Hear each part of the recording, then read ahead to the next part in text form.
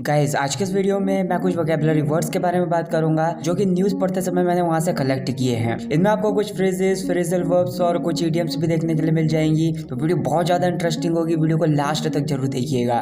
तो चलिए गाइस फटाफट से वीडियो को स्टार्ट करते हैं। और first sentence is Kiara Advani and Sidharth Malhotra wrapped up the final leg of the wedding festivities with a big fat reception in Mumbai on Sunday night।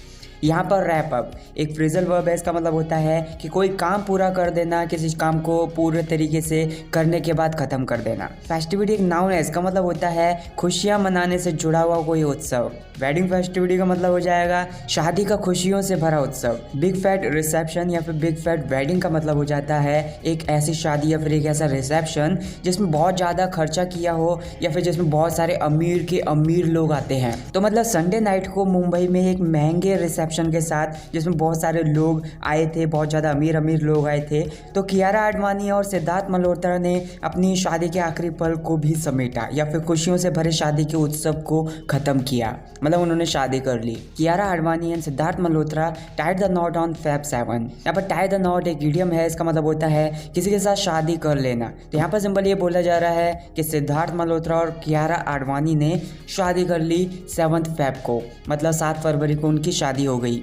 Go to gate lens किसी चीज़ को पाने के लिए बहुत ज़्यादा मेहनत करना या फिर किसी भी हद तक चले जाना, मतलब कुछ भी कर गुजर के उसको पाने की कोशिश करना। He can go to get any lengths to get what he wants, मतलब जो कुछ भी वो चाहता है उसको पाने के लिए वो किसी भी हद तक जा सकता है या फिर कुछ भी कर गुजर सकता है। The internet is flooded with post of people professing love to their special someone. यहाँ पर फ्लड एक वर्ब है। इसका मतलब होता है बहुत ज़्यादा पानी आ जाना या फिर बहुत ज़्यादा बाढ़ आ जाना, या फिर एक अलग सेंस में भी बोल सकते हैं कि बहुत ज़्यादा मात्रा में किसी चीज़ की भरमार हो जाना। प्रोफेस एक वर्ब है। इसका मतलब होता है कि कोई सच्ची बात को दावे के साथ कहना या फिर अपनी फीलिंग्स को ईमानदारी के साथ किसी के सामने व्यक्त करना। तो सिंपली इसका मतलब होगा कि इंटरनेट पर बाढ़ आ गई या फिर बहुत ज़्यादा भरमार हो गई किस चीज़ की, post of people professing love to their special someone, मतलब अपने स्पेशल पार्टनर के लिए अपनी फीलिंग्स को ईमानदारी के साथ व्यक्त करने की जो पोस्ट हैं वो सारी की सारी पोस्ट की भरमार हो गई इंटरनेट पर।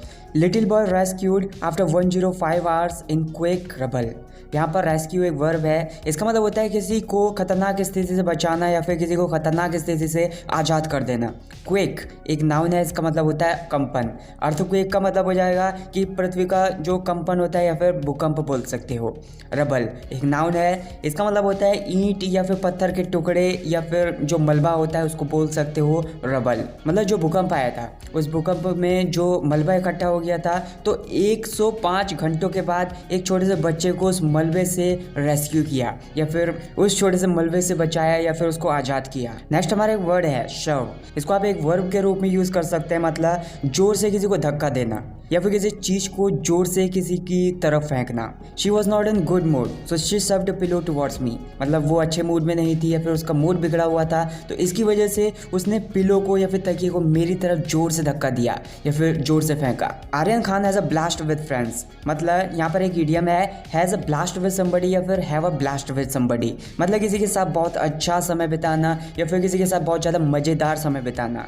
तो यहाँ पर सिंपल इसका मतलब होगा कि आर्यन खान ने अपने दोस्तों के साथ एक बहुत ज़्यादा अच्छा या फिर बहुत ज़्यादा मज़े करते हुए समय बिताया है। Hardik Pandya Natasha hitched again on the day of love.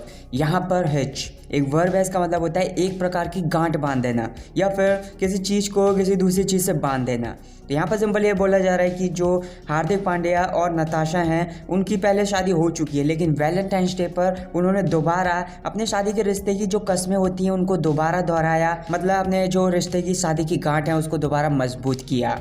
A 24-year-old man allegedly strangled his live-in partner with a mobile phone cable। यहाँ पर allegedly एक एडवर्ब है। इसका मतलब होता है कि कुछ गलत है जिसके बारे में कहा जा सकता है कि ऐसा हुआ है लेकिन प्रूव नहीं किया किसी ने ऐसा। स्ट्रैंगल एक वर्ब है। इसका मतलब होता है कि किसी को हाथ से या फिर रस्सी से उसका गला घोंट कर मार देना, उसका गला घोंट देना। मतलब एक 24 साल का जो आदमी था, मतलब वो अपने लिव इन पार्टनर के साथ रह रहा था, मतलब बिना शादी किए हुए। उस पर आरोप ये है लेकिन प्रूव नहीं हुआ है कि उसने अपने लिव इन पार्टनर को एक मोबाइल की फ़ोन की केबल से गला घोंट कर मार दिया या फिर उसका गला घोंट दिया मोबाइल की फ़ोन की केबल से। The incident came to the light on Valentine's day.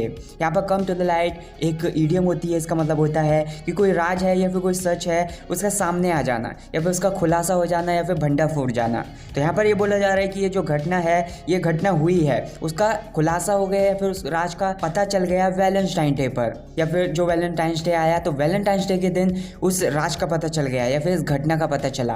यहाँ पर स्ट्रेन एवरी नर्व एक ईडियम होती है, इसका मतलब होता है कि कुछ पाने के लिए बहुत ज़्यादा मेहनत करना या फिर जितना ज़्यादा से ज़्यादा हो सके उतना ज़्यादा प्रयास करना या फिर बहुत ज़्यादा प्रयत्न करना उस चीज़ को पाने के लिए या फिर उस चीज़ को करने के लिए।